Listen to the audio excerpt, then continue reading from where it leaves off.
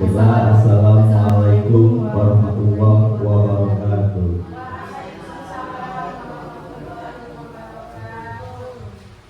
Yang terhormat Kepala Sekolah SDN 17 Talang Kelapa, yang kami hormati seluruh Dewan Guru beserta staf SDN 17 Talang Kelapa.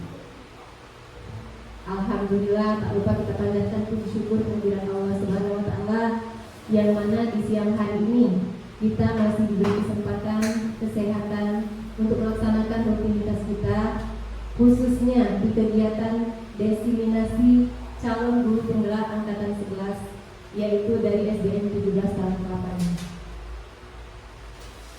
Bapak Ibu yang berbahagia, sebelumnya izinkan saya menyampaikan susunan acara pada kegiatan siang hari ini. Yang pertama, pembukaan. Kedua, menyanyikan lagu Indonesia Raya. Ketiga, sambutan dari Kepala SDN 17 Talang Kelapa. Keempat, acara inti, di mana di sini desiminasi budaya positif oleh calon guru penggerak angkatan 11 dari SDN 17 Talang Kelapa, Kabupaten Banjarmasin. Kelima, doa. Keenam, penutup. Untuk mempersingkat waktu, marilah kita mulai acara ini dengan membaca surat Al-Fatihah. Al-Fatihah.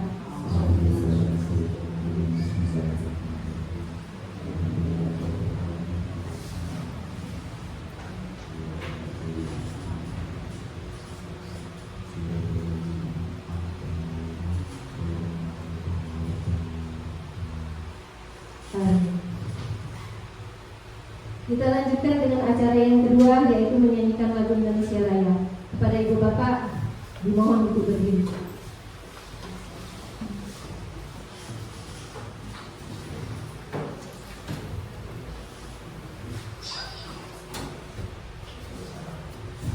Ya, kita mulai ya Bu ya. 1, 2, 3.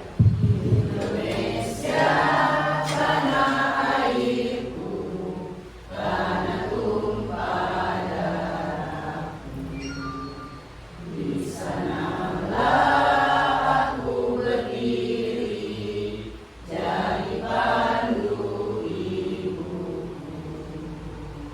Indonesia kebangsaanku, bangsa dan tanah airku.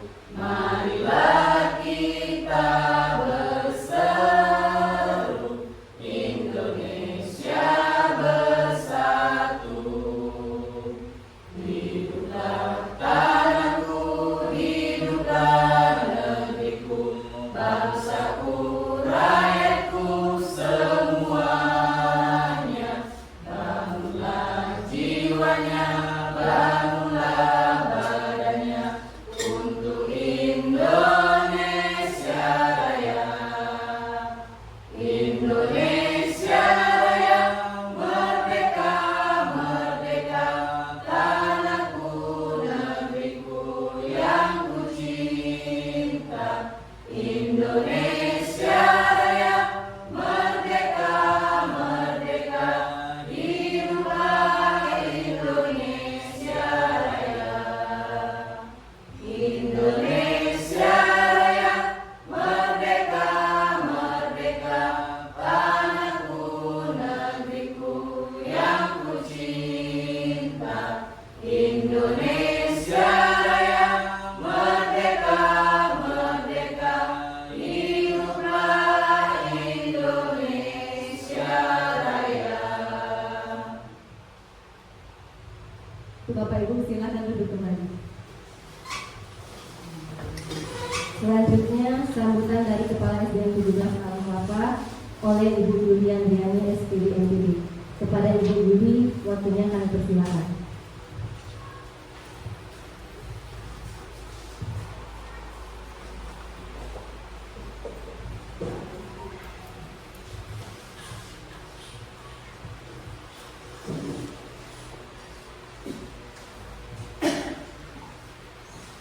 Assalamualaikum warahmatullahi wabarakatuh.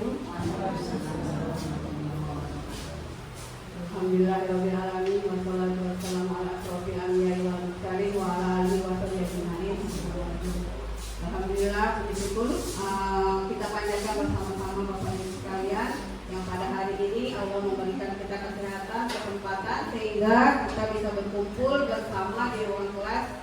di salah satu ruang kelas SDN 17 Palangkaraya. Adapun kegiatan hari ini Bapak Ibu adalah diseminasi aksi nyata program pendidikan guru penggerak dengan judul budaya positif disebut oleh Ibu Ira Yunita dan Bapak Muhammad Ramadan dalam rangka memenuhi syarat untuk mengikuti CGP Angkatan 11. Bapak Ibu kalian, kita adalah keluarga besar SDN 17 Palangkaraya. Salah satu rekan kita berdua ya, Bu Ira dan Pak Ramadan bisa mengikuti CGP Angkatan 11 adalah suatu keberkahan dan suatu yang sangat kita nantikan ya. Salah satu guru kita ada yang lolos mengikuti CGP Angkatan 11. Jadi kegiatan ini saya pribadi sangat mendukung kegiatan ini dan sangat welcome untuk memfasilitasi semua kegiatan-kegiatan yang mereka adakan. Jadi sebisa mungkin saya pribadi dan Bapak Ibu semua akan mendukung kegiatan Bapak Ibu berdua. Baiklah, budaya positif sebagaimana kita ketahui karena kita sudah sering mendengarnya Bapak Ibu ya, dan sekolah kita sudah melaksanakannya tanpa terasa sekolah kita sebenarnya sudah menerapkan budaya positif, tapi tingkat keberhasilannya masih menengah ya, rata-rata persennya boleh dikatakan belum 100% Bapak Ibu, tapi kegiatannya sudah tampak ya. Dari awal-awal kita di sini kegiatan-kegiatan positif sudah banyak, atau budaya-budaya positif itu sudah tampak di sekolah kita yang sudah menjadi kebudayaan, dan artinya sudah menjadi kebiasaan sehari-hari. Misalnya kalau kita di antara kita dengan murid kalau bertemu selalu melaksanakan mengucapkan salam, bersalaman, ataupun selalu senyum, selalu menyapa. Kemudian kebiasaan kita yang paling mendasar adalah kita selalu menerapkan kerjasama, kolaborasi bersama-sama. Kemudian lagi kebiasaan di kelas ya Bapak Ibu selalu datang tepat waktu, masuk kelas, menjalankan tugas datang tepat waktu. Kemudian lagi anak-anak kalau memulai pelajaran selalu dimulai dengan berdoa, kemudian selalu dimulai dengan berdoa bersama, kemudian lagi berbaris di depan, kegiatan upacara yang sudah biasa kita laksanakan. Kemudian kegiatan lain yang sudah kita laksanakan dalam tempo 3 memasuki 4 tahun ini Bapak Ibu adalah kegiatan yasin bersama di hari Jumat, kemudian kegiatan olahraga bersama, kemudian lagi ada kegiatan senam ya. Kemudian ada Jumat bersih, kemudian kemarin ada sempat Jumat sedekah Jumat ya, sedekah Jumat, kemudian Jumat bersih, kegiatan makan bersama di hari Sabtu ya. Tinggal lagi kita meningkatkan kualitasnya ya.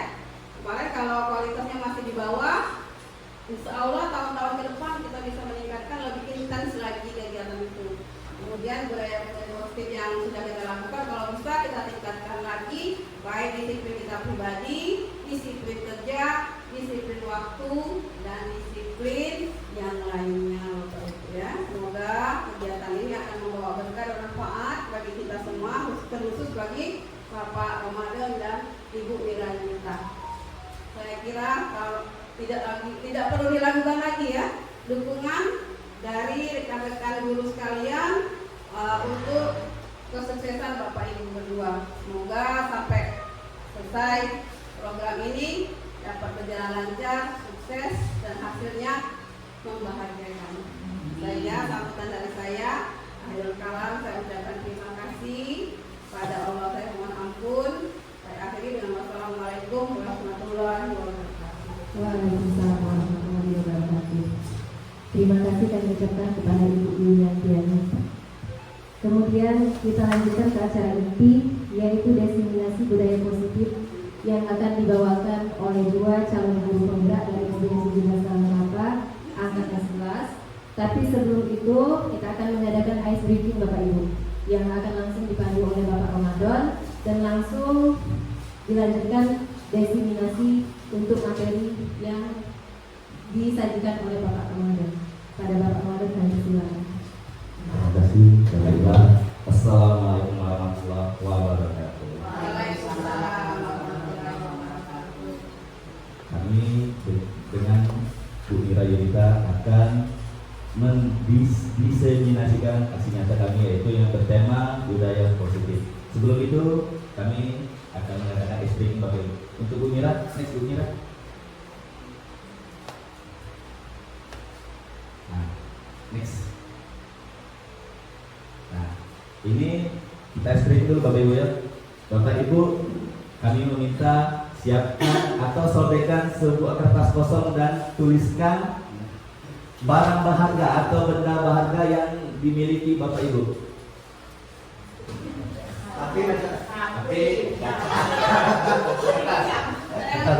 Kertas disobek, sobek aja, disobek.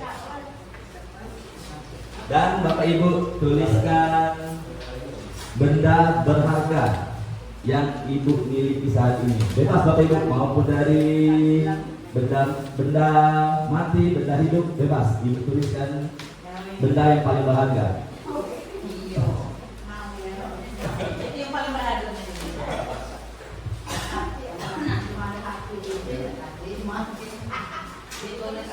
Ya, tuliskan satu saja Bapak Ibu, satu saja benda yang paling berharga. Ya, satu saja Bapak Ibu.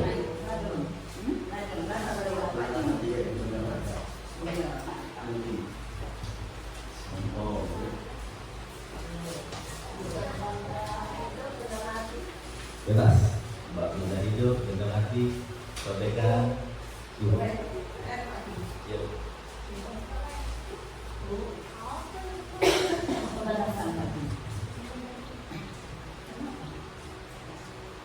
Bebas Bapak Ibu, benda berharga satu saja.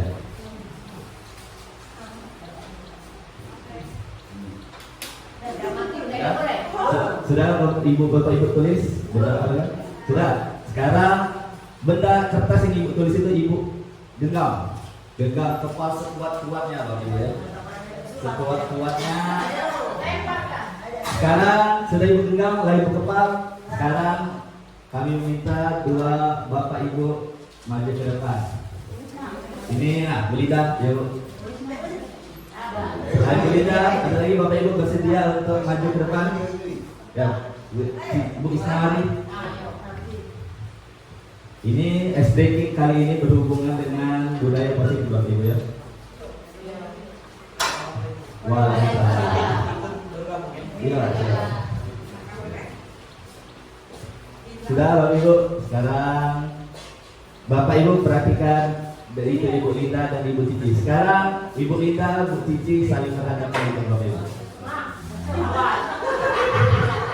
Sekarang siapa di antara Bapak Ibu yang ingin merayu? Merayu. Di antara Bapak Ibu siapa yang ingin merayu? Linda, mau merayu? Sekarang Ibu Linda merayu. Sekarang Ibu Linda merayu Ibu Cici sampai Bu Cici kepala tangannya dibuka tuh. Ya, rayuan di tangan kepala Bu Cici sampai dibuka. Rayu, bebas. Maaf Pak Kader, selain merayu boleh menghardi, boleh juga menyuap, Bu ya, supaya dia galak. Buka. Ya. Ya.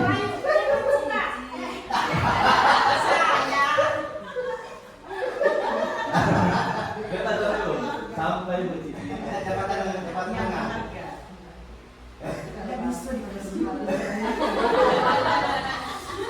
Bisa saya kasih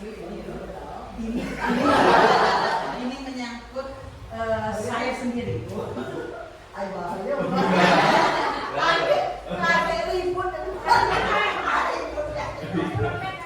Tidak bisa dikasih karena ini menyangkut kehidupan saya.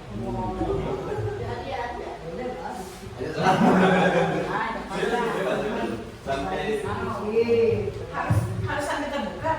Tidak sampai Bu Linda nyerah atau Bu Cici masih bisa genggam itu. Bertahan ini. Berhubung ini menyangkut kehidupan.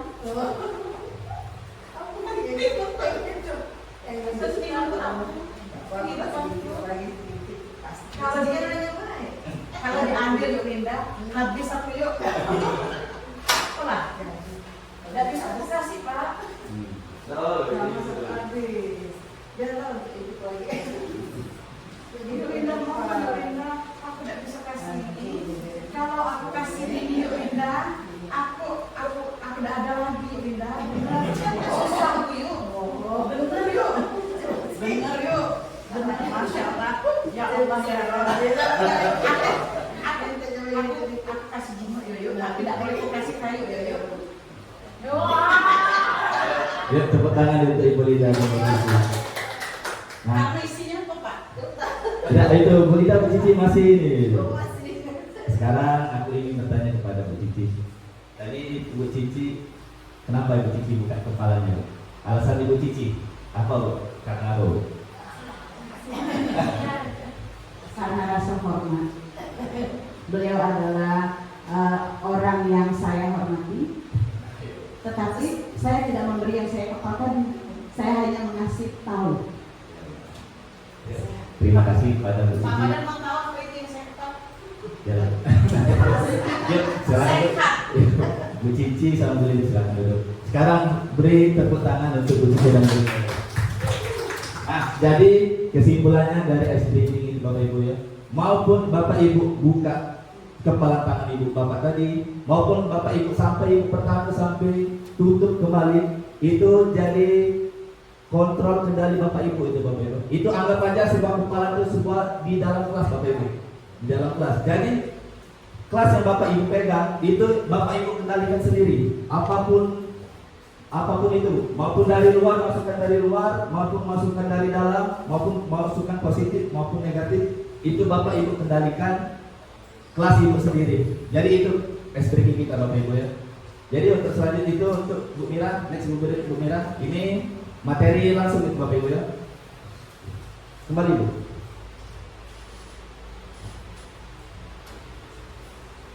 Kembali Bu Mira. Kembali.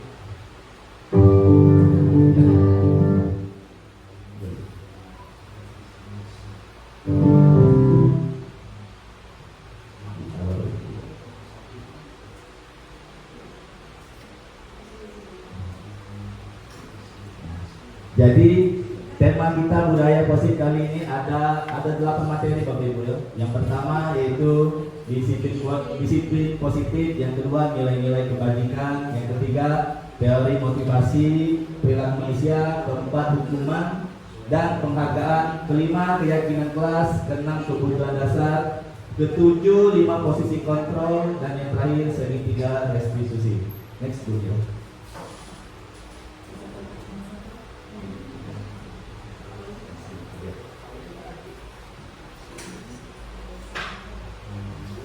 Sekarang pengertian budaya positif. Budaya positif apa ya? Next Bu Mira. Budaya positif yaitu budaya positif di sekolah yaitu nilai-nilai atau kebiasaan di sekolah yang berpihak kepada peserta didik agar mereka dapat berkembang menjadi pribadi yang kritis, hormat dan bertanggung jawab. Next Bu Mira. Nah, sebelum melanjutkan materi selanjutnya di sini saya akan menampilkan sebuah video tentang materi yang pertama yaitu disiplin positif. Silakan Bapak Ibu. Dan bertanggung jawab adalah impian kita semua.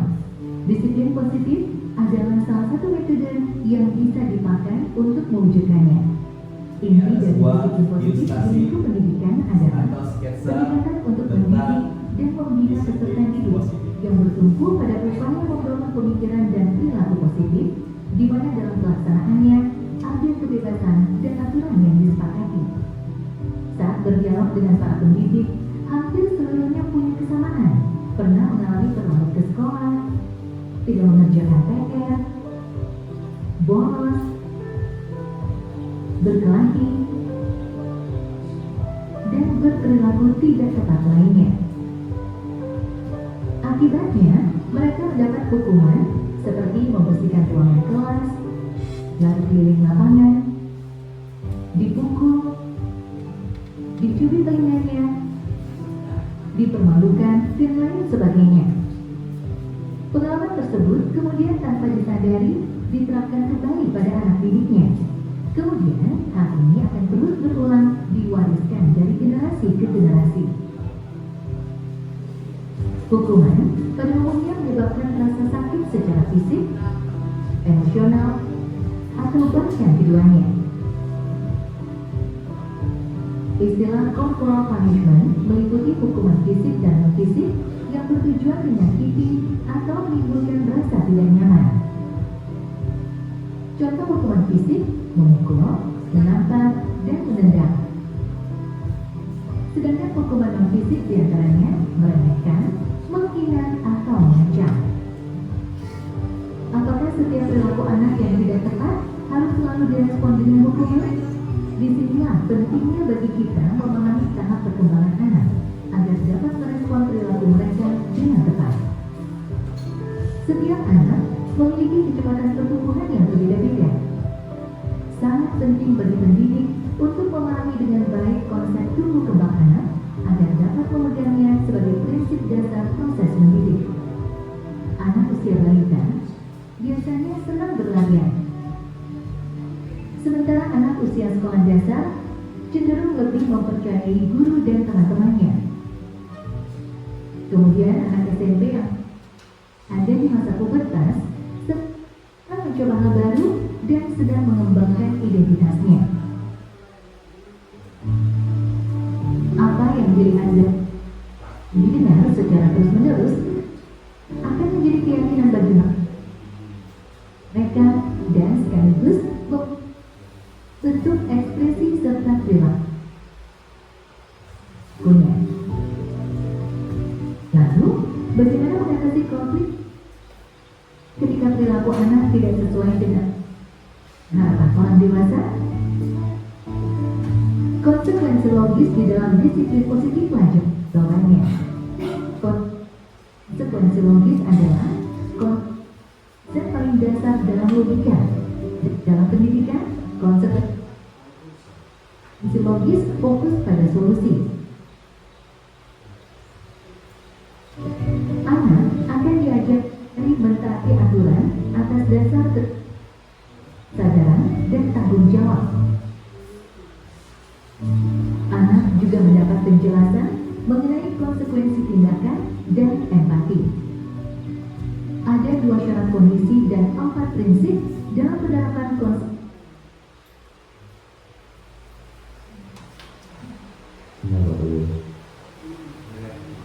konsekuensi logis.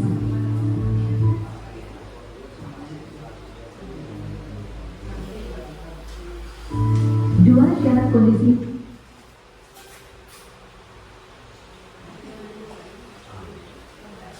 yaitu membangun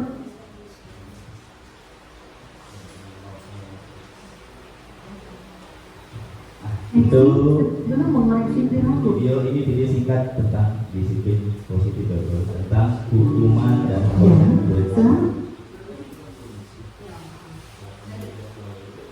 ya, kita next aja Bu. Ya, itu sedikit video tentang disiplin positif itu Bapak Ibu ya. Next Bu Mira.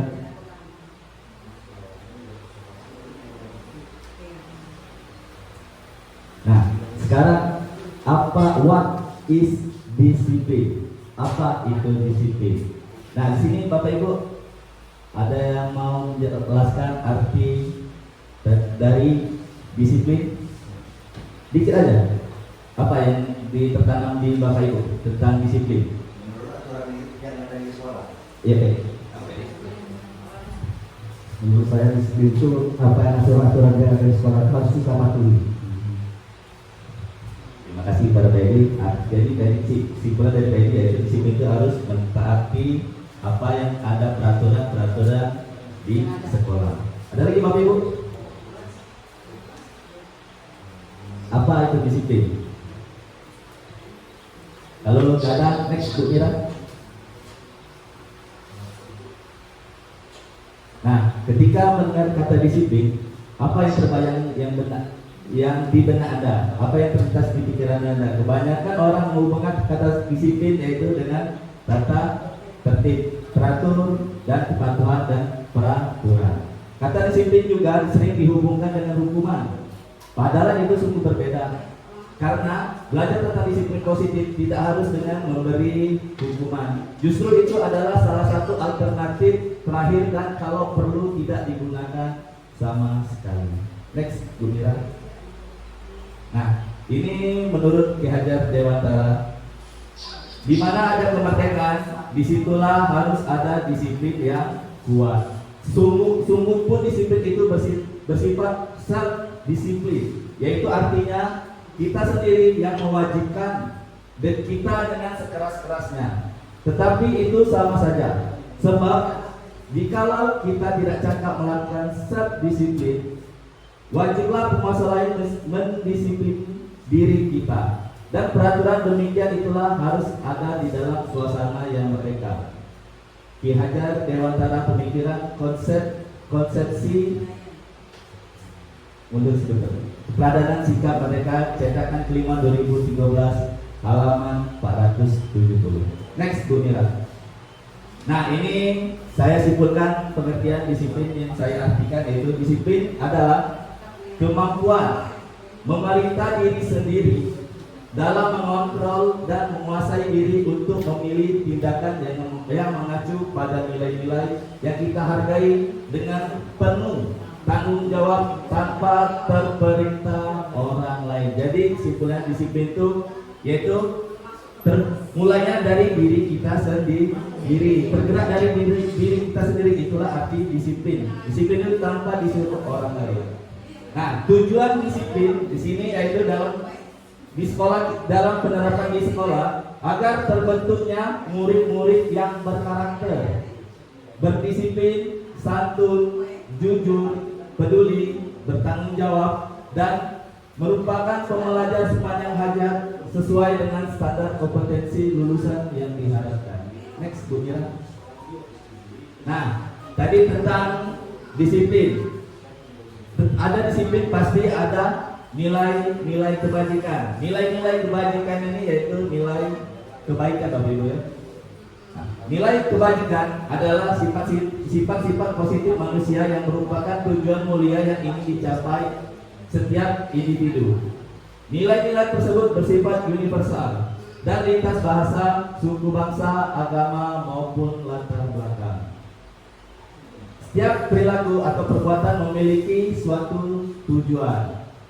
Pengertian dari Dr. William Glasser pada teori kontrol 1984. Kedua, dengan mengaitkan nilai-nilai kebajikan yang diyakini seorang, maka motivasi intrinsik akan terbangun, sehingga menggerakkan motivasi dari dalam untuk dapat mencapai tujuan yang mulia yang diinginkan. Teori dari Diana Gosen tahun 1998.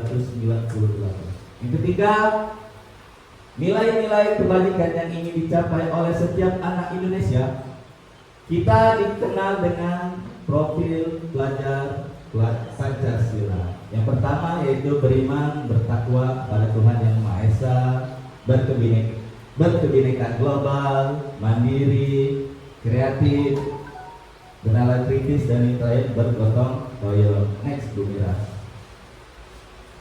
Nah, ini contoh-contoh nilai kebajikan dari sikap murid. Yaitu ada yang pertama toleransi, rasa hormat, integritas. Ini nilai kebajikan ini yaitu nilai-nilai yang positif. Ada yang percaya diri, kerjasama, dan yang terakhir yaitu komitmen. Next, Bu Mira. Nah, ini proyek-proyek nilai kebajikan atau kata-kata nilai kebajikan. Saya beri contoh, Bapak Ibu ya. Siap Bapak Ibu buat keyakinan peraturan kelas, pasti jagalah kebersihan. Nah, jagalah kebersihan ini dimasuk dalam nilai-nilai kebajikan, yaitu di mana di sini antara Bapak Ibu? Peduli lingkungan. Tanggung jawab bisa tertanggung jawab terhadap diri sendiri atau tanggung jawab dalam lingkungan kelas. Ada kebersihan, itu termasuk menjaga kebersihan. Itulah contoh-contoh dari nilai kebajikan. Setiap Bapak Ibu membuat peraturan kelas pasti memiliki nilai-nilai kebajikan yang positif. Next, Bu Mira. Nah, selanjutnya yaitu teori motivasi perilaku manusia. Teori motivasi memiliki dua arti, yaitu maksud saya dua faktor. Ada faktor eksternal dan faktor internal. Eksternal ini faktor dari luar dan internal faktor dari dalam. Untuk motivasi eksternal, untuk menghindari ketidaknyamanan atau hukuman. Kalimat tanyanya yaitu apa yang akan terjadi jika saya tidak melakukannya. Yang kedua sama motivasi eksternal, untuk mendapatkan imbalan dari orang lain. Pertanyaannya, apa yang akan saya dapatkan ketika saya melakukannya? Yang ketiga ini motivasi dari dalam, Bapak Ibu ya, untuk menghargai diri sendiri. Pertanyaannya yaitu, saya akan menjadi orang seperti apa jika saya melakukannya? Next, Bu Mira. Nah, teori motivasi tadi yang dari faktor eksternal dan faktor internal ini dirangkum oleh para ahli yaitu Diane Gosen dalam bukunya Restructuring School Discipline, menyatakan ada 3 motivasi perilaku manusia. Yang pertama tadi yaitu motivasi eksternal, untuk menghindari ketidaknyamanan atau hukuman. Ini adalah tingkat terendah dari motivasi perilaku manusia. Biasanya orang yang motivasi perilakunya untuk menghindari hukuman atau ketidaknyamanan akan bertanya, apa yang akan terjadi apabila saya tidak melakukannya? Sebenarnya mereka sedang menghindari permasalahan yang mungkin muncul dan berpengaruh pada mereka secara fisik, psikologis, maupun tidak terpenuhinya kebutuhan mereka. Bila mereka tidak melakukannya, tindakan tersebut motivasi ini bersifat eksternal. Yang kedua yaitu tadi motivasi eksternal, untuk mendapatkan imbalan atau penghargaan dari orang lain. Satu tingkat di atas motivasi yang pertama, di sini orang berperilaku untuk mendapatkan imbalan atau penghargaan dari orang lain. Orang dengan motivasi ini akan bertanya, apa yang akan saya dapatkan apabila saya melakukannya? Mereka melakukan sebuah tindakan untuk mendapat pujian dari orang lain yang menurut mereka penting dan mereka letakkan dalam dunia berkualitas mereka. Mereka juga melakukan sesuatu untuk mendapatkan hadiah, pengakuan atau imbalan. Motivasi ini juga bersifat eksternal. Nah, yang terakhir yaitu motivasi internal dari dalam, untuk menjadi orang yang mereka inginkan dan menghargai diri sendiri dengan nilai-nilai yang mereka percaya. Orang dengan motivasi ini akan bertanya, akan menjadi orang seperti apabila saya melakukan. Mereka melakukan sesuatu karena nilai mereka meyakini dan hargai, dan mereka melakukan karena mereka ingin orang yang melakukan nilai-nilai mereka yakini tersebut. Ini adalah motivasi yang akan membuat seorang memiliki disiplin positif, karena motivasi berperilakunya bersifat internal, bukan eksternal. Next, Bu Mira. Nah, selanjutnya yaitu tentang hukuman dan penghargaan. Hukuman dan penghargaan ini digabungkan, Bapak Ibu ya, memiliki 4 konsep. Yang pertama yaitu pengaruh jangka pendek dan jangka panjang. Penghargaan yaitu memiliki terdiri dari penghargaan efektif jika kita menginginkan seseorang melakukan sesuatu yang kita inginkan dalam jangka waktu pendek. Yang kedua, jika kita menggunakan penghargaan lagi dan lagi, maka orang tersebut akan bergantung pada penghargaan yang diberikan serta kehilangan motivasi dari dalam. Yang terakhir yaitu jika kita mendapatkan penghargaan untuk melakukan sesuatu yang baik, maka kita senantiasa berharap mendapatkan penghargaan tersebut lagi. Kita pun tidak menjadi tindakan baik yang kita lakukan. Next, Bu Mira. Ini konsep yang pertama, Konsep yang kedua dari hukuman dan penghargaan yaitu penghargaan tidak efektif. Nah, yaitu yang pertama, suatu penghargaan adalah suatu benda atau peristiwa yang diinginkan, yang dibuat dengan persyaratan. Hanya jika Anda melakukan hal ini, maka Anda akan mendapatkan penghargaan yang diinginkan. Yang kedua yaitu jika saya mengharapkan suatu penghargaan dan tidak mendapatkannya, maka saya akan kecewa dan berkecil hati, serta kemungkinan lain kali saya tidak akan berusaha sekeras sebelumnya.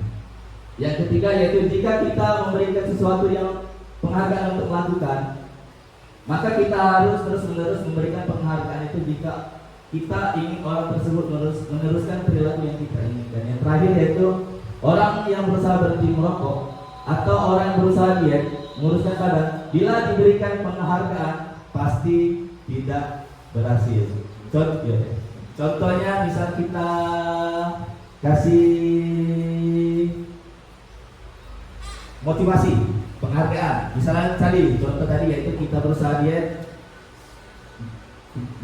pasti tidak berhasil, kebanyakan seperti itu Bapak Ibu. Jadi untuk kita dalam melakukan penghargaan, hukuman dan penghargaan kita dilakukan dalam kelas, yaitu bila ada sebuah peserta berhasil menjawab dari pertanyaan kita kasih penghargaan, ya jangan yang terlalu berlebihan Bapak Ibu. Jadi itu kalau kita mengasih terlalu berlebihan, itu jadi ambisi mereka Bapak Ibu. Ketika mereka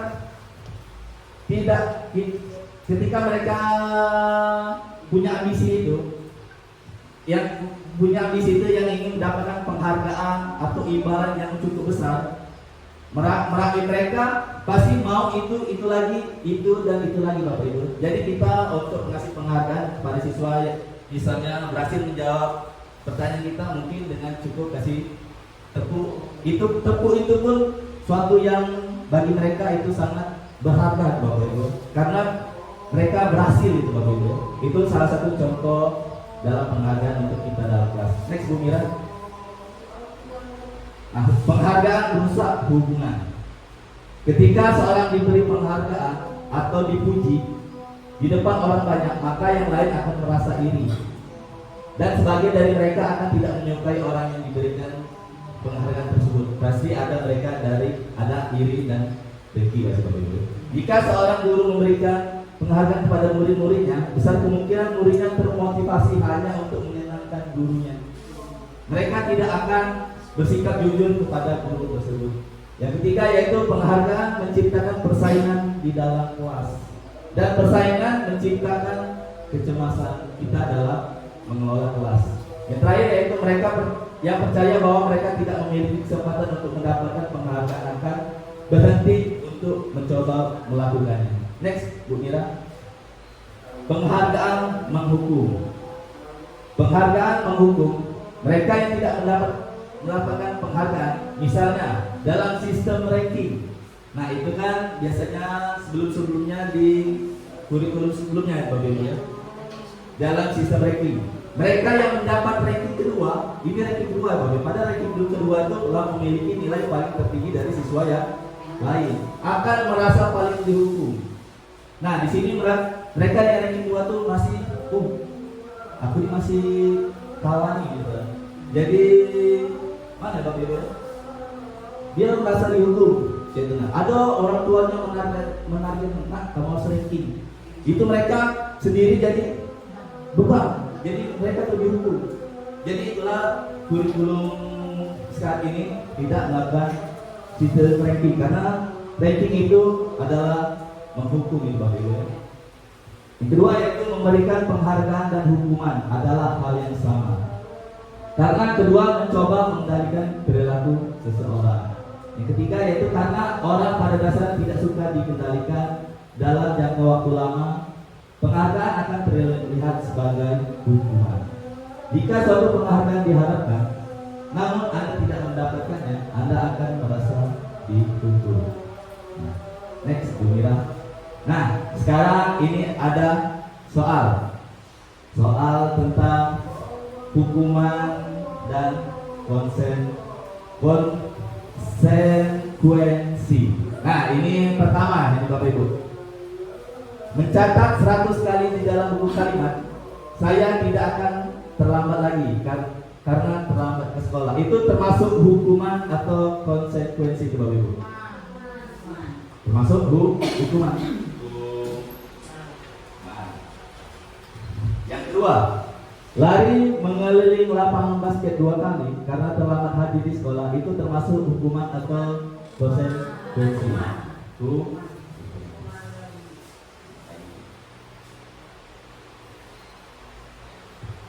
Yang ketiga, murid diminta untuk push up 15 kali karena tidak menggunakan masker ke sekolah. Itu termasuk hukuman atau konsekuensi? Hukuman, Bapak Ibu? Sepakat? Please.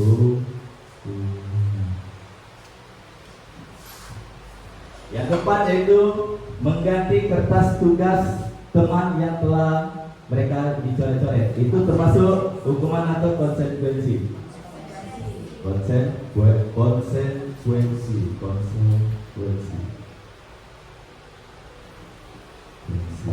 Yang kelima, membersihkan tumpahan air di meja karena tersenggol pada saat belajar. Itu termasuk hukuman atau konsekuensi? Konsekuensi.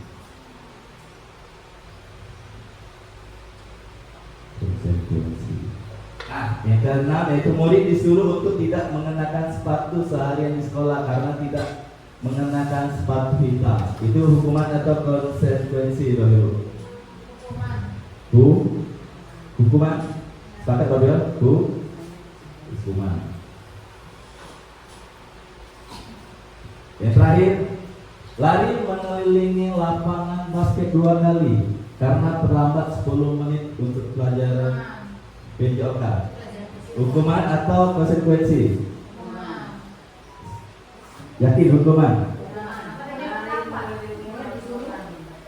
Mengelilingi lapangan basket 2 kali karena terlambat 10 menit untuk pelajaran PJOK. Apa? Konsekuensi. Hukuman atau konsekuensi? Tanya ini Bapak Ibu. Nah, tanya. Sekarang next Bu Mira, kita lihat jawabannya Bu Mira. Nah, yang pertama hukuman. Benar itu Bapak Ibu, karena hukum itu mencatat 100 kali itu termasuk hukuman. Yang kedua, lari mengelapan basket 2 kali karena terlambat hadir, itu termasuk hukuman. Yang ketiga, murid diminta push up 15 kali karena tidak menggunakan masker ke sekolah. Itu hukuman. Yang keempat, mengganti kertas tugas teman yang telah dicoret, itu konsekuensi. Yang kelima yaitu membersihkan tumpahan air di meja tulis karena tersenggol pada saat belajar, itu konsekuensi. Murid tidak disuruh mengenakan sepatu sehari di sekolah dan tidak mengenakan sepatu hitam, itu hukuman. Nah, yang terakhir dari tanya Bapak Ibu ya, lari mengelilingi lapangan basket 2 kali karena terlambat 10 menit untuk belajar PJOK, itu konsekuensi. Karena apa yang terakhir itu Bapak Ibu? Karena itu saya artikan lari mengelilingi lapangan basket 2 kali itu termasuk konsekuensi, karena itu termasuk pelajaran PJOK. Karena PJOK itu termasuk mengelilingi, lari mengelilingi lapangan itu termasuk pelajaran PJOK yang masih mereka mampu Bapak Ibu ya. Nah, perbedaannya dengan yang nomor 2 itu sama, lari mengelilingi lapangan basket 2 kali karena terlambat hadir. Nah, terlambat hadir itu kan mereka tidak tahu apa hukumannya. Jadi mereka guru tuh langsung, misalnya saya kata, kamu lari 2 kali. Mereka tuh kan kaget pasti, tidak tahu. Itu termasuk ancaman itu Bapak Ibu. Hukuman itu termasuk ancaman. Nah, kalau konsekuensi, ini kan konsekuensi ini lari dari lapangan basket 2 kali karena terlambat 10 menit untuk pelajaran PJOK. Kenapa yang masuk konsekuensi? Karena tadi itu termasuk pelajaran PJOK. Next, Bu Mira. Nah, ini perbedaan hukuman dan konsekuensi. Hukuman yaitu sesuatu yang menyakitkan harus terjadi. Konsekuensi sesuatu harus terjadi. Yang ke hukuman kedua, hukuman membuat anak sakit fisik maupun hati untuk jangka waktu yang lama. Konsekuensi membuat anak merasa tidak nyaman dalam waktu jangka pendek. Walaupun mereka cak tadi lari PJOK, itu mereka tidak nyaman, tapi dalam waktu jangka pendek. Kalau misal waktu terlambat mereka kasih hukuman, mungkin itu mereka akan waktu lama, Bapak Ibu ya, karena tiba-tiba kita kasih hukuman melilingi dua kali lapangan. Yang hukuman ketiga, anak membenci kedisiplinan hukuman. Yang keempat, konsekuensi, yaitu anak menghargai disiplin. Yang kelima, paksaan. Hukuman adalah paksaan yang konsekuensinya yaitu stimulus atau tanggapan. Hukuman yang keenam yaitu mendorong anak menyakiti diri sendiri. Konsekuensi keenam, mendorong anak agar mudah menyesuaikan diri. Yang ketujuh, konsep diri yang buruk. Yang konsekuensi konsep diri yang baik, yang membangun. Yang ke-8, konsep belajar untuk menyembuhkan kesalahan. Hukuman yang ke-8. Ini konsekuensi yang ke-8 yaitu anak belajar untuk mematuhi peraturan. Yang 9 yaitu hukuman marah, rasa bersalah, dirmoral, rasa tidak dihargai. Yang terakhir konsekuensi kehilangan hak, dibuat tidak nyaman, diasingkan untuk sementara, hanya untuk sementara. Itu perbedaan hukuman dan konsekuensi. Hukuman itu sifatnya menyakitkan, konsekuensi itu hanya untuk sementara. Next, pasti ada hukuman dan konsekuensi pasti tidak luput jauh dari restitusi. Next, inilah. Nah, restitusi. Apa itu restitusi? Restitusi adalah proses menciptakan kondisi baik bagi murid untuk memperbaiki kesalahan mereka sehingga mereka bisa kembali pada kelompok mereka dengan karakter yang lebih kuat. Restitusi juga merupakan proses kolaboratif yang mengajarkan murid untuk mencari solusi untuk masalah mereka dan membantu murid berpikir tentang orang seperti apa yang mereka ingin menjadi atau tujuan mulia dan bagaimana mereka harus memperlakukan orang lain. Itu teori dari dosen tahun 2004. Next. Nah, ini perbedaan hukuman, konsekuensi, dan restitusi. Sama, itu berbeda. Nah, itu tinggal restitusi. Restitusi merupakan pilihan. Yang kedua yaitu menguatkan untuk murid atau anak dalam jangka waktu yang panjang. Yang ketiga yaitu korban mendapatkan ganti.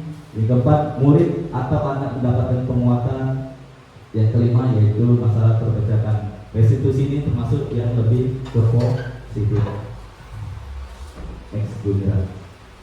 Nah, ini 9 ciri-ciri restitusi. Yang pertama, bukan untuk menebus kesalahan, namun untuk belajar dari kesalahan. Yang kedua yaitu memperbaiki hubungan. Yang ketiga, tawaran bukan paksaan. Yang keempat, restitusi menuntut untuk melihat ke dalam diri. Yang kelima, restitusi mencari kebutuhan dasar untuk mendasari tindakan. Yang keenam yaitu restitusi diri adalah cara yang paling baik. Yang ketujuh, restitusi fokus pada karakter bukan tindakan. Yang kedelapan, restitusi fokus pada solusi. Yang terakhir, restitusi mengembalikan murid-murid yang berbuat salah pada kelompok. Itu adalah ciri-ciri restitusi. Next juga. Nah, ini ekspresi kan. Itulah tadi yaitu hukuman, konsekuensi, dan restitusi. Ini ya sudah. 1, 2, 3. Tangan ke atas, gapai impian. Tangan ke samping, merangkul teman. Tangan ke depan, fokus harapan. Tangan ke depan, bertepuk tangan. Tangan ke atas, gapai impian. Tangan ke samping, merangkul teman. Tangan ke depan, fokus harapan. Tangan di depan, bertepuk tangan. Assalamualaikum warahmatullahi wabarakatuh. Waalaikumsalam.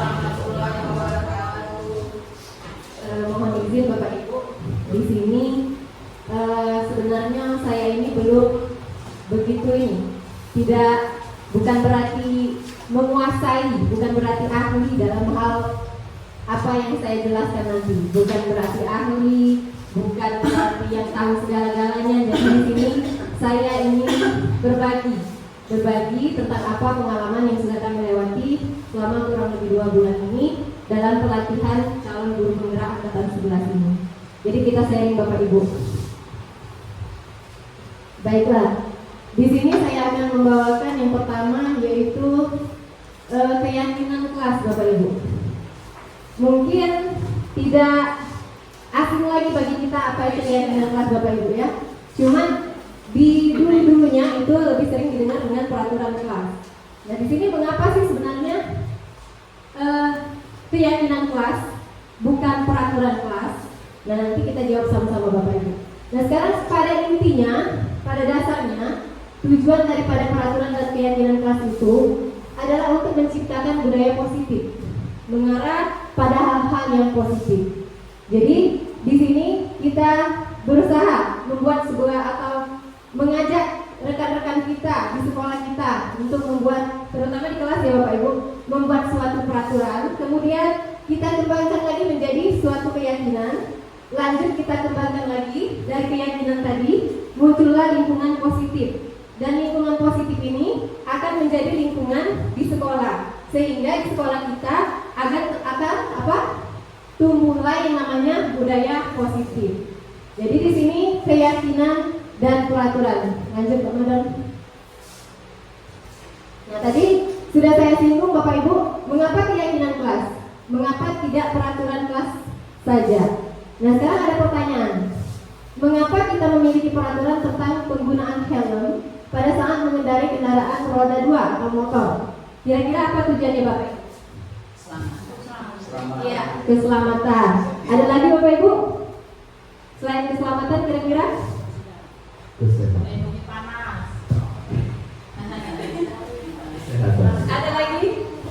Ada kira-kira pendapat yang lain selain keselamatan? Selain keselamatan? Peraturan.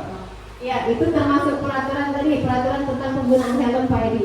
Tapi di sini tujuannya itu apa? Selain keselamatan,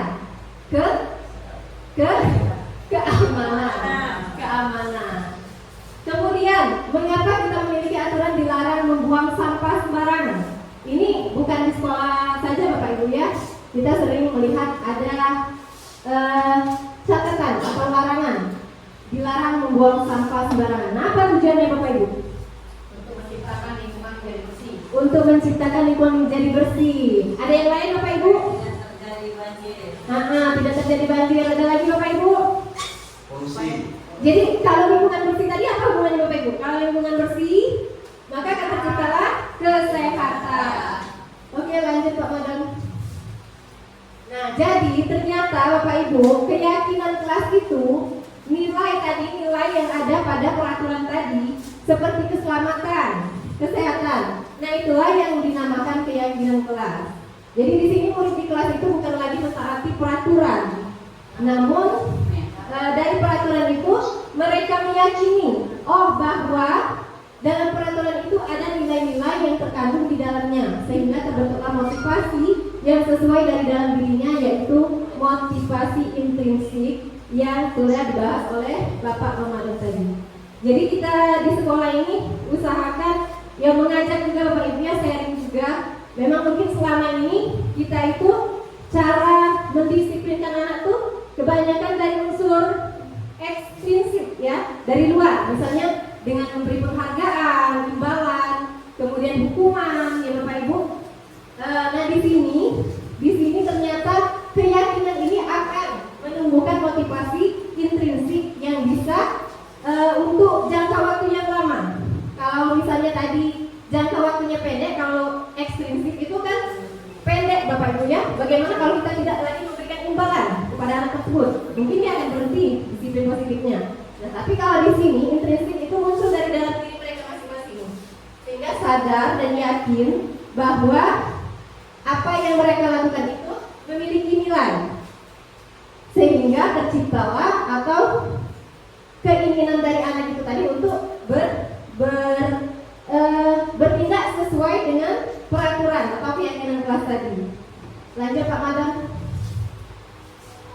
Nah, pada intinya kita mengapa menggunakan keyakinan kelas bukan lagi sebagai peraturan kelas, ya tadi Bapak Ibu agar anak-anak termotivasi dari dalam bukan dari luar. Karena hukuman atau imbalan itu misalnya ya, itu dari tadi ekstrinsik, itu kita bukan lagi bertindak sesuai aturan, tetapi kita bertindak sesuai dengan kebajikan atau keyakinan-keyakinan yang telah kita sepakati. Lanjut Pak Madon.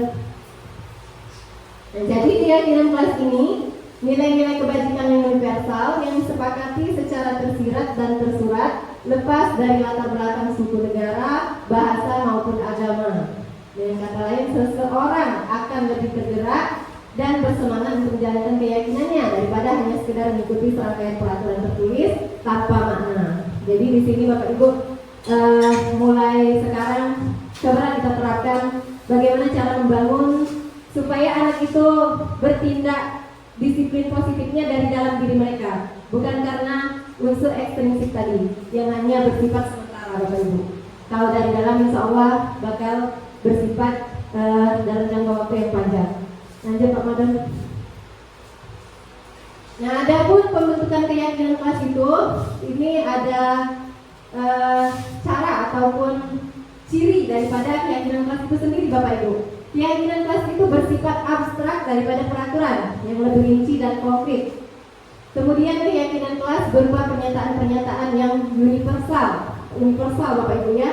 Berarti kalau universal itu bersifat umum Bapak Ibu. Jadi misalnya tanggung jawab. Nah, tanggung jawab itu bisa tanggung jawab dalam hal apa saja. Misalnya mengembalikan barang pada tempatnya. Berarti si anak tadi sudah memiliki rasa tanggung jawab. Kemudian pernyataan keyakinan kelas senantiasa dibuat dalam bentuk positif. Jadi keyakinan kelas itu Bapak Ibu bukan berbentuk negatif. Atau biasanya kita menggunakan kata larangan. Misalnya jangan membuang sampah sembarangan. Nah, berarti kita bisa membuat keyakinan kelas itu dalam bentuk positifnya. Apa misalnya Bapak Ibu? Kalau misalnya bentuk negatifnya jangan membuang sampah sembarangan. Nah, bentuk positifnya kata Bu Gusti tadi, buanglah sampah pada tempatnya. Atau kebersihan adalah pangkal dari kesehatan. Jadi dari kebersihan itu dijabarkan banyak lagi Bapak Ibu ya. Bisa juga apa tadi? Membuang sampah pada tempatnya, ataupun misalnya membakar sampah yang tidak dibutuhkan lagi. Kemudian keyakinan kelas hendaknya tidak terlalu banyak Bapak Ibu, sehingga mudah diingat dan dipahami. Jadi tidak perlu banyak Bapak Ibu, cukup misalnya 5 keyakinan kelas untuk semester ini. Nah itu biar mudah diingat oleh anak-anak, biar mudah dipahami. Kemudian semua warga kelas sebaiknya ikut berkontribusi dalam membuat kegiatan kelas lewat curah pendapat. Nah tadi Bapak Ibu mungkin dari masing-masing kelas kita sudah mempraktekkan dalam pembuatan keyakinan kelas itu sendiri. Itu kita melibatkan anak-anak kita. Dimana keyakinan kelas itu adalah tindakan-tindakan positif yang kita sepakati bersama. Terakhir, bersedia meninjau kembali keyakinan kelas dari waktu ke waktu. Nah, ternyata keyakinan kelas ini Bapak Ibu boleh kita tinjau kembali. Misalnya ini Bapak Ibu, kelas kita ini kebutuhannya apa nih yang untuk menumbuhkan rasa disiplin positif. Nah, jadi kita tinjau kembali. Kalau misalnya sudah berhasil, boleh kita ganti sama yang belum berhasil Bapak Ibu. Jadi keyakinan kelas itu boleh ditinjau kembali. Boleh tadi kan dibuat sedikit saja, tidak terlalu banyak. Jadi kemudian kalau sudah berhasil boleh kita ganti ke yang lainnya. Lanjut Pak Madon. Nah sekarang ada tabel di mana di situ ada peraturan dan keyakinan kelas Bapak Ibu. Sekarang saya mau bertanya sama Bapak Ibu nih. Kalau selalu kembalikan buku ke tempatnya tadi sudah saya singgung ya Bapak Ibu. Itu keyakinan kelasnya bisa dijadikan apa Bapak Ibu? Kalau misalnya selalu kembalikan buku ke tempatnya. Tadi sebenarnya ada nilai-nilai kebajikan yang dibahas oleh Bapak Ramadan. Nah, nilai-nilai kebajikan itu berhubungan dengan keyakinan kelas. Bisa kita masukkan menjadikan keyakinan kelas. Nah, kalau selalu kembalikan buku ke tempatnya, apa nilai kebajikannya Bapak Ibu? Peduli akan kerapian. Ada yang lain Bapak Ibu?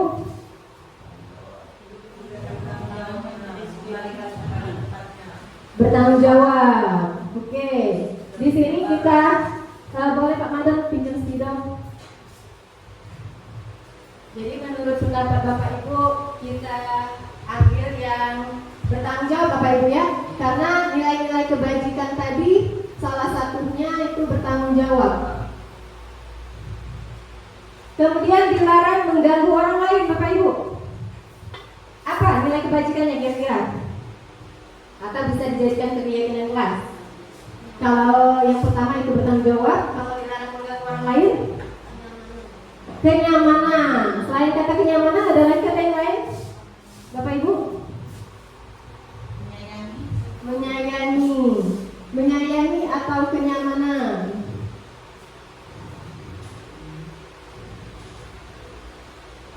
Hadir di sekolah 15 menit sebelum pembelajaran dimulai. Bisa kita kembangkan jadi keyakinan luas. Apa Bapak Ibu kira-kira nilai kebajikannya?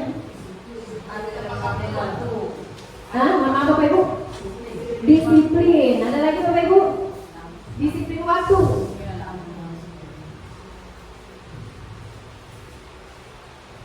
Lanjut, dilarang melakukan kekerasan. Kira-kira nilai kebajikannya apa Bapak Ibu? Kalau dilarang melakukan kekerasan? Keamanan. Ada lagi Bapak Ibu yang lain? Keamanan. Kemudian bergantian atau menunggu giliran. Bergantian atau menunggu giliran. Apa? Oh iya, dilarang menggunakan narkoba. Itu apa nilai kebajikannya? Kesehatan. Kemudian bergantian atau menunggu giliran. Disiplin. Menghormati, kata Pak Madam ya, disiplin atau menghormati. Gunakan masker. Kesehatan. Terakhir, jangan berlari di kelas atau koridor. Keamanan. Keselamatan, keamanan, yuk.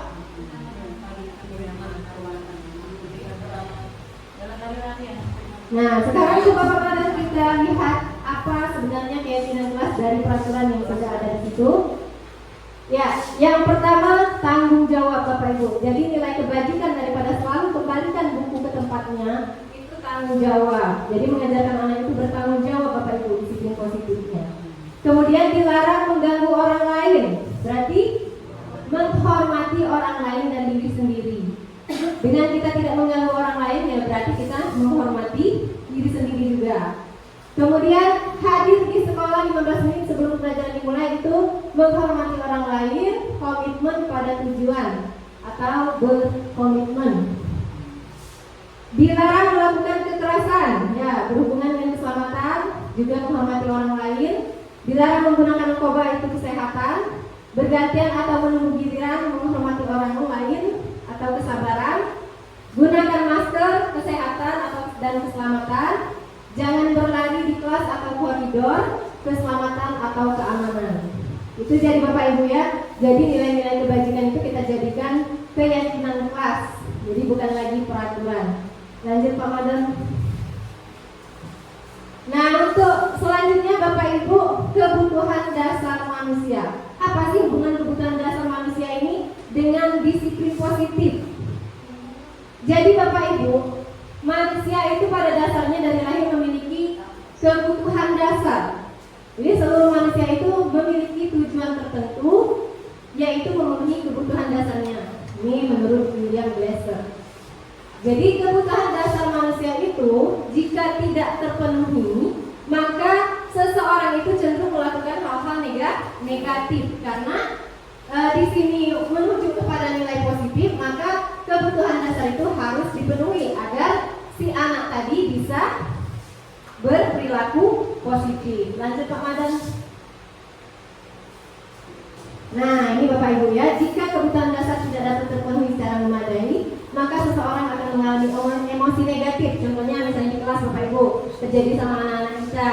Ada kan anak-anak yang cenderung emosi, kemudian bosan, sedih, kecewa, bahkan mereka cenderung melakukan tindakan yang bertentangan dengan nilai-nilai kebajikan atau melanggar peraturan. Dengan kata lain, perilaku buruk seseorang biasanya adalah respon dari kebutuhan yang tidak terpenuhi. Jadi kebutuhan dasar ini harus terpenuhi Bapak Ibu. Kalau kebutuhan dasar sudah tidak terpenuhi, ya seseorang itu bakal melakukan hal-hal yang buruk. Jadi tidak mungkin melakukan hal-hal positif. Lanjut Pak Madan. Nah, ini ada 5 kebutuhan dasar manusia Bapak Ibu. Semua orang senantiasa berusaha untuk memenuhi kebutuhannya dengan berbagai cara. Bila mereka tidak bisa mendapatkan kebutuhannya dengan cara yang positif, mereka bisa melanggar peraturan atau melakukan hal-hal yang tidak sesuai dengan nilai-nilai kebajikan. Nah, ini ada 5 kebutuhan dasar manusia. Yang pertama itu bertahan hidup Bapak Ibu.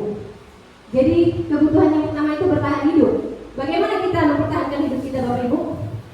Dengan makan misalnya. Tapi kalau dihubungkan dengan sekolah bagaimana Bapak Ibu? Keamanan, kenyamanan yang ada di sekolah. Jadi kalau anak itu sudah merasa aman, nyaman, insya Allah tindakan-tindakan positif pun akan mereka lakukan. Jadi tidak melakukan hal-hal buruk. Lanjut Pak Madam. Nah di sini bertahan hidup Bapak Ibu. Jika seorang murid akan dapat belajar dengan baik, kebutuhan mereka akan rasa aman, pangan, sandang, dan papan harus terpenuhi. Nah, bagaimana jika dengan murid yang merasa lapar? Apakah belajarnya akan fokus? Apakah mereka akan melakukan hal-hal positif di sekolah? Tidak mungkin ya Bapak Ibu. Itu saja kalau sudah lapar. Ya benar sekali. Jadi ini termasuk kebutuhan dari murid itu sendiri. Kemudian misalnya terjadi masalah di rumah mereka, terjadi banjir. Jadi berangkat sekolah, tinggal ke rumah yang banjir, bawa sepatu basah. Apakah anak-anak akan cenderung melakukan hal positif? Tidak kan Bapak Ibu, pasti pikirannya ke arah-arah mungkin agak kesal sama kawannya nantinya ini kan Bapak Ibu. Jadi di sini ya berarti kebutuhan anak itu harus terpenuhi dulu. Jadi dia bisa melakukan hal-hal yang positif. Lanjut Pak Madon. Kemudian kebutuhan yang kedua, kasih sayang dan rasa diterima. Di mana kebutuhan ini meliputi kebutuhan akan perasaan diterima oleh kelompok atau komunitasnya. Jadi di sekolah kan sekarang banyak Bapak Ibu, apalagi zaman sekarang ya. Misalnya ada anak tuh yang berkelompok-kelompok, ada yang tersisi anaknya. Nah di sini kebutuhannya berarti belum terpenuhi Bapak Ibu, sehingga di situ mereka cenderung melakukan hal-hal yang negatif. Kemudian ingin tetap terhubung dengan orang lain seperti teman, keluarga, kelompok kerja, di mana kita tergabung. Kemudian setiap murid ingin menjadi bagian yang berharga dari kelas dan sekolah. Jadi setiap murid itu ada keinginan, mereka itu pengen jadi yang berharga di kelas Bapak Ibu. Jadi jangan sampai kita membeda-bedakan si anak tadi. Lanjut Pak Madan. Yang ketiga, kebebasan atau kebutuhan membuat pilihan. Di mana meliputi kesempatan untuk membuat pilihan, ya seperti misalnya di kurikulum Merdeka ini Bapak Ibu di dalam belajar. Jadi kita itu berpihak pada anak itu menyesuaikan kebutuhan si anak tadi. Misalnya anak ini kebutuhannya atau minatnya seperti ini, jadi kita sesuaikan. Ini berhubungan Bapak Ibu dengan kebebasan tadi. Kemudian menyuarakan pendapat dengan percaya diri. Biarkan anak menyuarakan pendapatnya. Ya, kalau aku rasa di sini bisa kalau berpendapat menerima, kalau misalnya terbuka kalau di sini ya. Kemudian kebutuhan akan kebebasan pada dasarnya adalah kebutuhan untuk mandiri, memiliki pilihan dan mampu mengendalikan arah hidupnya sendiri. Jadi itu ya Bapak Ibu, untuk kebebasan berarti kebutuhannya adalah membuat pilihan. Lanjut Pak Madam. Yang keempat, kesenangan. Sebagai guru jangan ragu-ragu untuk dengan sengaja memasukkan kegiatan yang menyenangkan dalam kelas. Seperti mungkin guru-guru di sini sudah banyak melakukan hal-hal yang bisa menyemangati anak, membuat anak senang dalam belajar di kelas. Lanjut Pak Madam. Kelima, penguasaan. Setiap murid memiliki kebutuhan untuk merasa kompeten, menjadi terampil, diakui pencapaian dan keterampilannya, didengarkan, dan memiliki rasa harga diri dan tidak merasa dikontrol oleh sistem sekolah. Jadi di sini Bapak Ibu, murid itu membutuhkan rasa yang terampil. Misalnya anak tadi diam, Bapak Ibu itu diam ya. Kemudian sebenarnya bisa ini si anak ini. Kemudian yang mewakili sekolah ini anak yang aktif, misalnya ada sebuah perlombaan pidato ya Bapak Ibu ya. Nah, namun anak yang kita tunjuk untuk mewakili sekolah tadi berhalangan sakit. Nah, kita kemudian menyuruh anak yang si pendiam tadi namun bisa, Bapak Ibu ya. Kemudian kita ikutkan si anak tadi, kebetulan si anak tadi dalam cerita ini ya mau untuk ikut lomba berpidato, dan alhamdulillah si anak tadi meraih juara atau kemenangan. Nah, di sini anak ini berubah, Bapak Ibu. Ini cerita pas kami melaksanakan pembelajaran di modul ini ya, Bapak Ibu. Nah, jadi berubah dari pendiam, dari tidak bergaul, mungkin minder gitu, Bapak Ibu ya. Akhirnya apa? Berani. Jadi inilah pengaruh daripada penguasaan dari Bapak Ibu. Jadi anak itu menjadi terampil, harus diakui pencapaiannya, Bapak Ibu. Jangan kita meremehkan ya. Setiap anak itu pasti memiliki kelebihan. Oke, lanjut Pak Madam. Nah, sekarang ada kasus di mana di sini boleh kita analisis sama-sama Bapak Ibu. Di sini Ibu Ambar, guru wali kelas 2A SD Pelita Hati, sedang bingung menghadapi ulah salah satu murid di kelasnya, Doni. Beberapa anak di kelas 2A telah datang padanya dan mengeluhkan Doni yang seringkali meminta bekal makan siang mereka dengan paksa. Jika Anda menghadapi situasi seperti Ibu Ambar, apa yang akan Anda lakukan? Menurut Anda, kira-kira apa alasan Doni melakukan hal itu?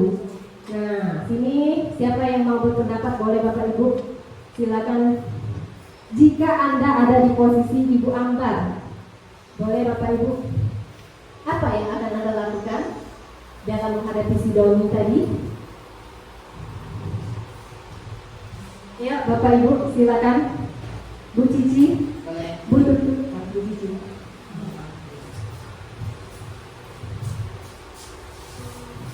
Silakan Bu. Terima kasih untuk kesempatannya. Di sini saya menempatkan diri saya sebagai Ibu Ambar. Seandainya saya memiliki siswa seperti Doni yang sering minta bekal ke teman-temannya, saya yang pertama akan memanggil Doni sendirian. Saya akan bertanya kepada Doni, benarkah apa yang dikatakan oleh temannya? Selanjutnya saya menanyakan kenapa itu dilakukan. Dari situ mungkin saya tahu mungkin alasan Doni, mungkin dari rumah dia belum suka sarapan, atau mungkin dari rumah dia ibunya tidak bisa membuat memasakkan makanan karena sakit. Nah, mungkin dari situ kita tahu alasan Doni, dan setelah kita tahu alasan Doni, baru kita bisa memberikan nasihat ataupun wejangan yang bisa dilakukan Doni, mungkin dengan meminta break-break dengan temannya atau bercerita dengan guru yang mungkin guru akan memberikan solusi yang lain Doni. Itu saja menurut saya. Ya, baik Bu Cici, terima kasih. Beri aplaus dulu dong untuk Bu Cici. Iya. Terima kasih Bu Cici, tadi benar sekali kata Bu Cici ya. Yang pertama, Ibu Cici akan melakukan pemanggilan dulu, menyelidiki. Benar tidak sih si Doni ini kelakuannya seperti itu? Berarti memastikan dulu benar tidak si Doni benar-benar mengambil bekal makan siang dari teman-temannya. Kemudian jikalau benar, dia benar tadi, mungkin Ibu Cici akan menanyakan kepada Doni apa alasannya. Nah, di sini berarti kita jadi mengetahui Bapak Ibu, berarti si Doni ini ada kebutuhan dasar yang tidak terpenuhi Bapak Ibu, sehingga dia melakukan hal-hal negatif.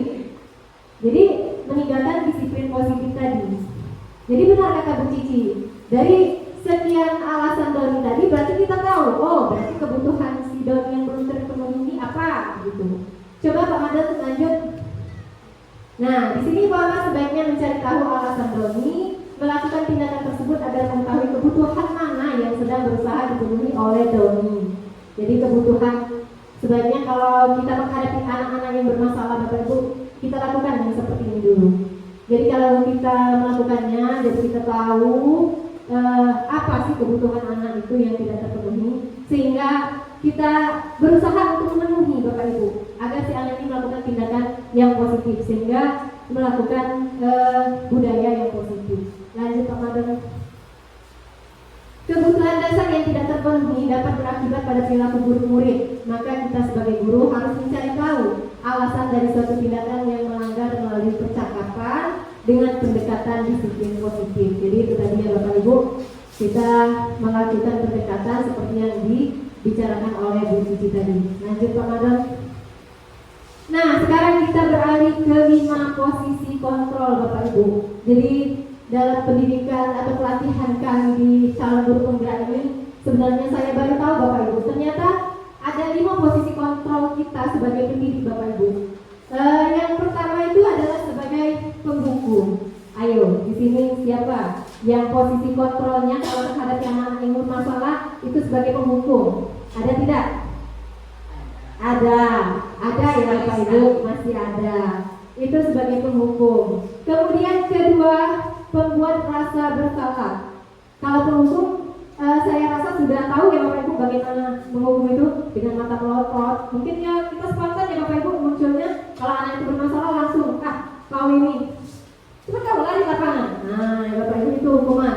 Kemudian pembuat rasa bersalah. Pembuat rasa bersalah ini bagaimana Bapak Ibu? Kita bicaranya lembut Bapak Ibu. Cuma selembut itu menyakitkan bagi anak itu. Misalnya menyalahkan si anak tadi. Misalnya dia lagi bermasalah. Kita misalnya kau ini ngapalah dapat PR. Misalnya ngebut ibu kecewanya sama kau ini. Malasnya kau. Nah malas, dari kata malas dari benar kata begitu ya. Jadi lembut Bapak Ibu membuat rasa bersalah. Jadi kita itu membuat anak itu merasa bersalah Bapak Ibu ya. Itu untuk posisi kontrol yang kedua. Kemudian sebagai teman Bapak Ibu, mungkin ada sebagian dari guru sini yang akan menggunakan posisi kontrol sebagai teman. Nah sebagai teman ini sebenarnya bagus Bapak Ibu. Ada hal positifnya itu ya, kita bisa dekat dengan siswa kita Bapak Ibu. Namun ada sisi negatifnya juga Bapak Ibu. Kalau kita jadikan teman, anak ini akan ketergantungan Bapak Ibu. Ya, ketergantungan, kemudian hilang rasa hormatnya. Benar sekali Bapak Ibu. Mungkin ada di sini guru-guru yang seperti itu. Kemudian pemantau. Nah pemantau di sini Bapak Ibu, dia memantau si anak ini. Sebenarnya tidak langsung ditunjukkan, tapi dia pantau. Misalnya anak ini berbuat masalah apa, kemudian dipantau oleh si guru ini yang mengambil posisi kontrol pemantau tadi. Kemudian terakhir, ini yang paling ideal Bapak Ibu.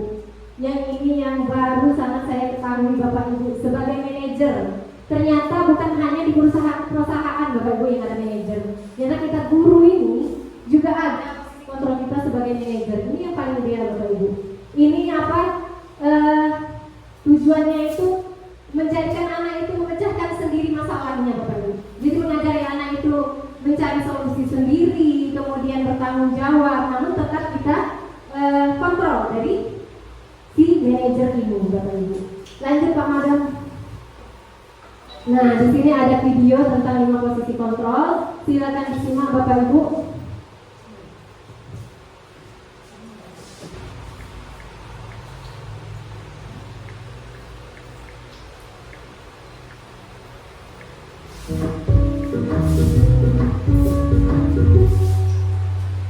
Salam bahagia ibu dari Bapak Guru hebat.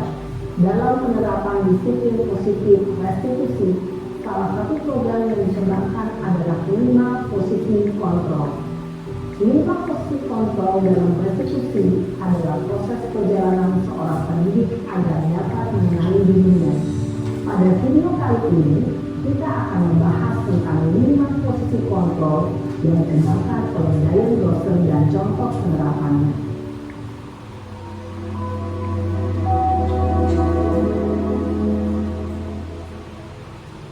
5 posisi kontrol itu adalah 1. Posisi penghukum, 2. Posisi pembuat rasa bersalah, 3. Posisi teman, 4. Posisi pemantau atau monitor, dan 5. Posisi manajer. Untuk lebih memahami kelima posisi tersebut, mari kita saksikan kasus kemarin yang terlambat hadir 20 menit di sekolah dan melihat bagaimana kelima posisi kontrol dalam menghadapi masalah tersebut.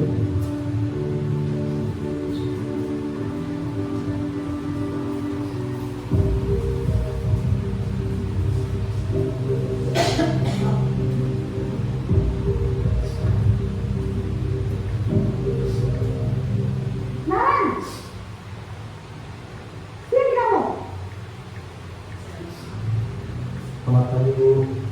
Selalu terlambat. Kamu deh, pasti terlambat. Maaf Bu, saya Apa? Apa coba? Alasan kamu apa lagi? Kapan sih kamu tidak terlambat? Malah sekalian kamu jadi anak. saya Dasar pemalas. Gak kapok-kapok sih kamu. Sudah berapa kali terlambat? Sana, kamu keliling lapangan basket 2 kali. kenapa saya harus ke lapangan basket Bu? Kenapa? Kamu bukan ibu. Beraninya jawab. Sudah terlambat, masih berani jawab pula. Sekarang, keliling lapangan basket 5 kali sekalian, biar kapok. Cepat, pergi. Anak lapangan basket.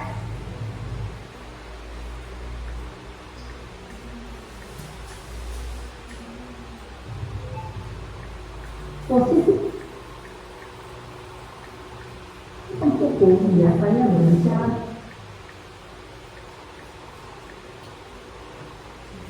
dengan nada tinggi, menghardik, menunjuk-nunjuk, menyakiti, dan menuduh. Hukuman bisa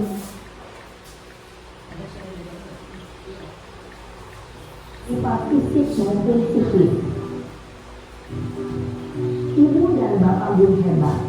Dampak yang terjadi pada murid ketika guru berada pada posisi penghukum adalah murid cenderung akan memberontak, bahkan menyimpan dendam.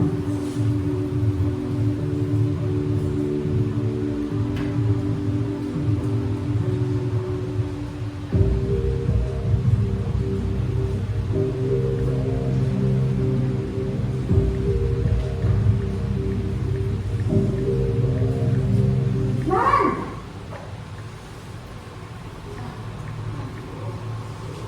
Selamat pagi Bu. Naren, kamu kenapa terlambat lagi, nak? Ya Tuhan, Naren, kamu senang ya bikin ibu susah ya? Kalau kamu terlambat lagi, nanti ibu yang ditegur bapak kepala sekolah, nak. Disangka ibu tidak bisa membina kamu. Duh, gimana ini? Maaf Bu, Duh, Gusti Naren, kamu suka ya kalau ibu tegur bapak kepala sekolah? Terus, sekarang ibu harus tulis apa yang di buku absen?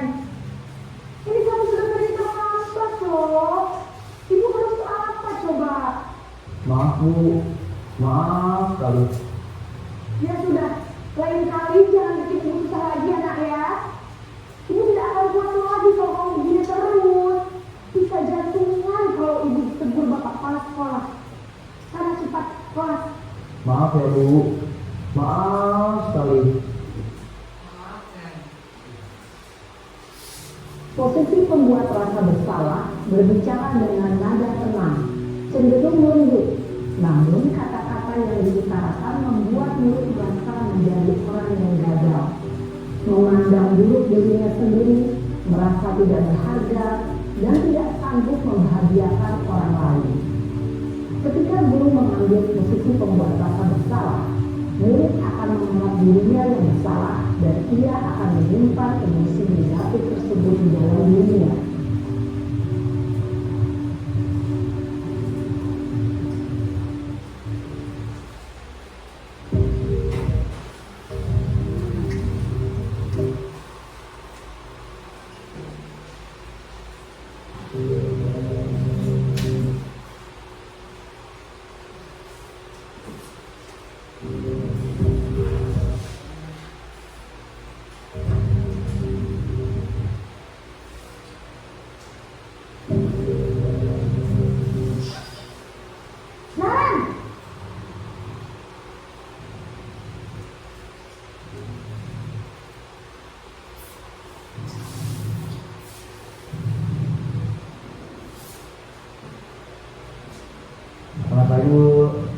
Wah, sudah jam berapa nih nak?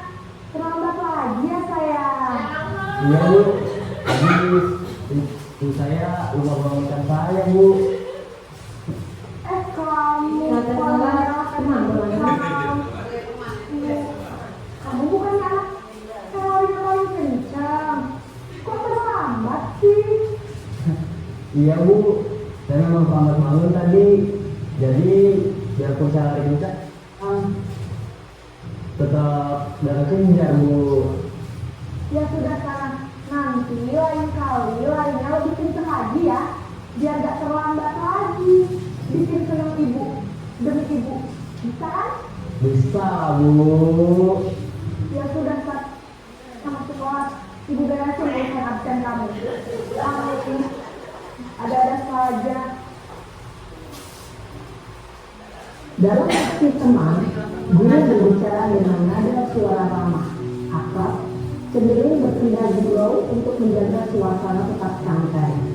Murid akan merasa senang, aman, dan akrab dengan guru. Identitas yang tercipta adalah identitas sukses atau berhasil.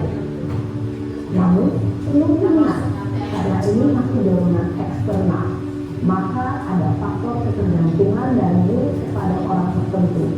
Di sini, guru absennya, sehingga di lain waktu, murid bisa berperilaku baik, namun hanya kepada orang-orang tertentu saja.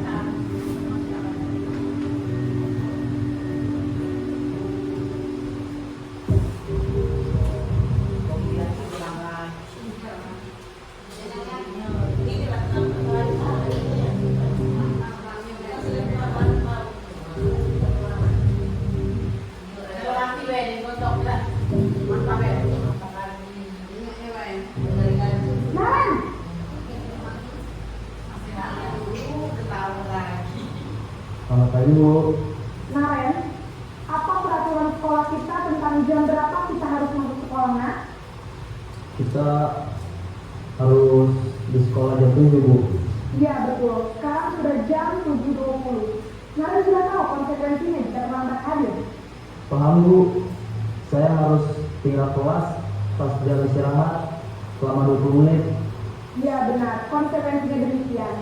Jadi nanti jam 9.30 pas istirahat, kamu harus tinggal di kelas, kerjakan tugas tambahan untuk ketertinggalan kamu, ya? Baik Bu.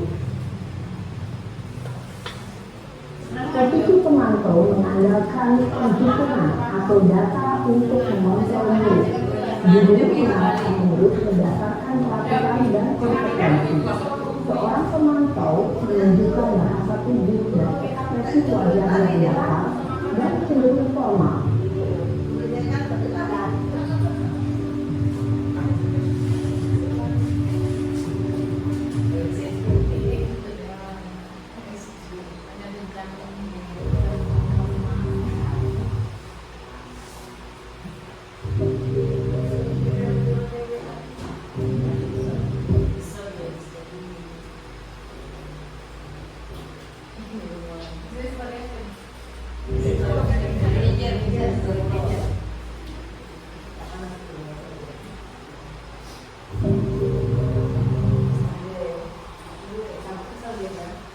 Naren!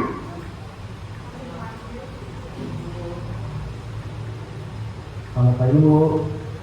Selamat pagi, Naren. Maaf Bu, saya terlambat. Iya, sekolah masuknya jam 7, sekarang sudah jam 7.20. Jadi sekarang bagaimana nih, Naren? Maaf Bu, saya lupa alarm saya semalam. Baiklah, menurut kamu, keyakinan sekolah yang mana yang perlu kamu tingkatkan? Menghargai diri sendiri dan orang lain mungkin ya Bu. Setuju. Jadi, apakah Naren meyakini prinsip saling menghormati tersebut? Iya Bu, saya meyakininya. Apakah Naren bersedia memperbaiki masalah keterlambatan ini? Bersedia Bu. Bagaimana kamu akan memperbaiki masalah keterlambatan ini? Saya akan coba untuk tidak lupa menyetel alarm saya Bu. Baik, kalau Naren lupa menyetel alarm di rumah, ada orang yang kira-kira bisa bantu mengingatkan tidak? Ada Bu, kakak saya, Kak Emma. Ada lagi selain Kak Emma? Selain Kak Emma, ada ibu saya. Baik, jadi yang mengingatkan Naren adalah Kak Emma dan Ibu kalian. Kira-kira akan mulai alarm kapan nih, Naren? Setelah pulang sekolah akan segera saya lakukan. Baik, jadi Naren akan setel alarm untuk bangun besok pagi dan akan diingatkan oleh kakak dan ibunda Naren ya. Ada lagi yang perlu dilakukan, Naren? Agar tidak terlambat bangun lagi. Tidak ada, Bu. Baik, Naren. Terima kasih untuk kerjasama kamu. Sekarang kamu perlu kembali ke kelas untuk belajar. Baik, Bu. Terima kasih.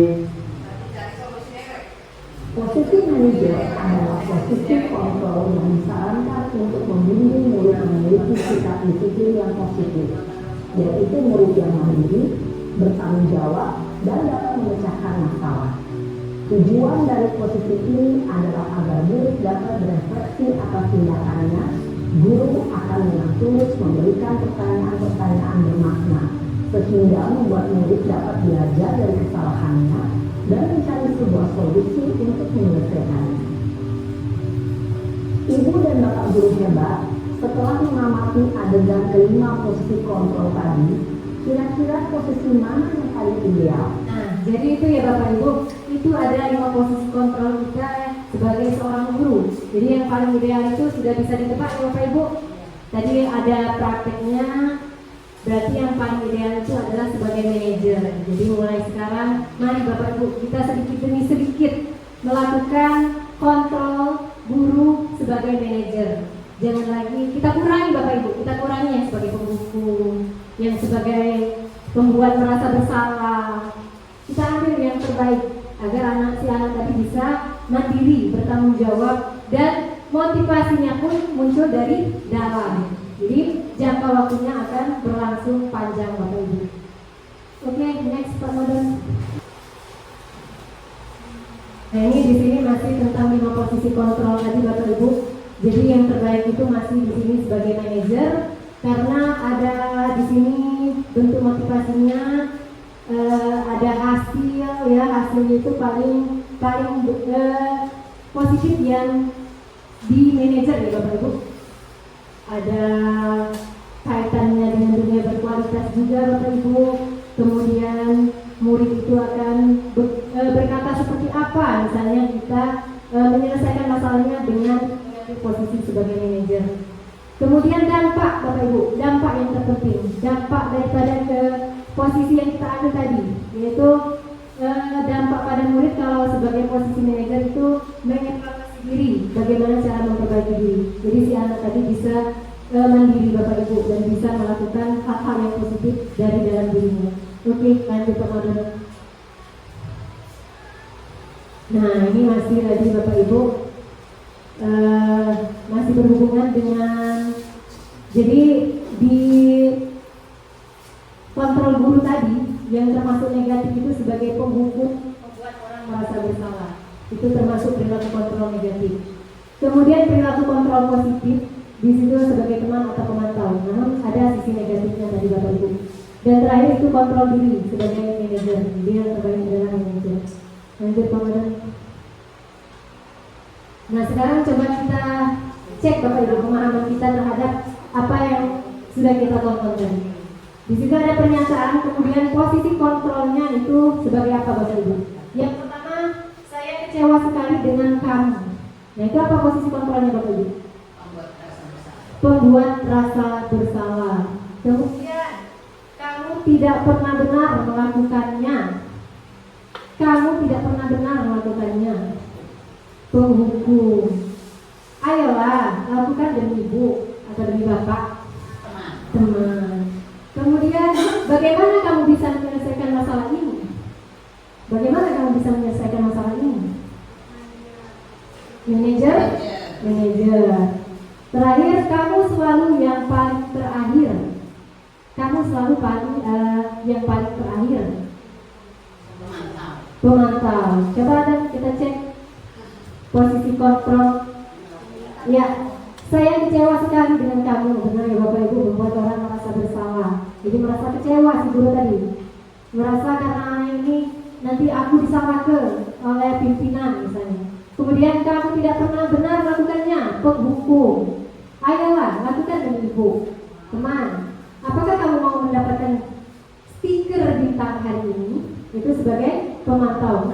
sudah ganti lagi kemarin, sudah dicek tadi. Lain kan sama yang salah tadi. Kemudian bagaimana kamu bisa menyelesaikan masalah ini? Ya benar, sebagai manajer Bapak Ibu. Terakhir, kamu selalu yang paling terakhir, itu sebagai pembuku.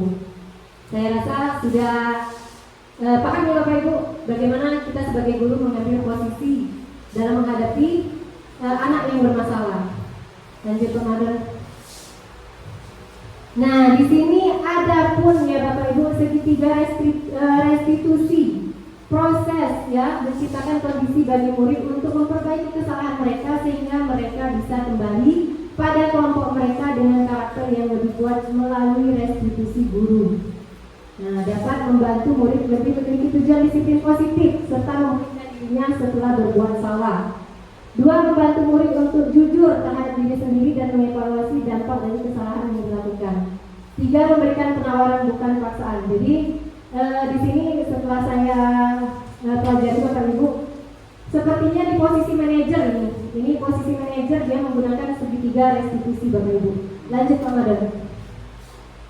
Nah, di sini ada segitiga restitusi, di mana di situ ada 3 tahapan Bapak Ibu.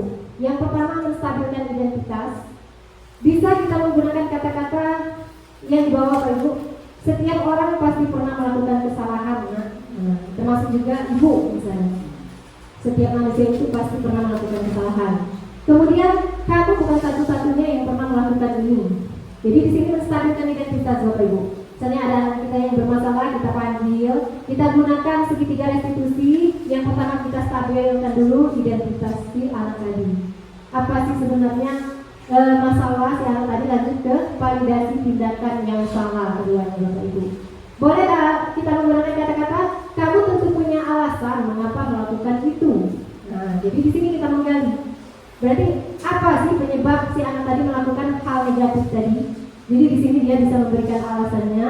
Kemudian bisa juga kita menggunakan adakah cara yang lebih efektif untuk mendapatkan apa yang kamu butuhkan? Bisa kita menggunakan bahasa yang sederhana kalau anak SD Bapak Ibu.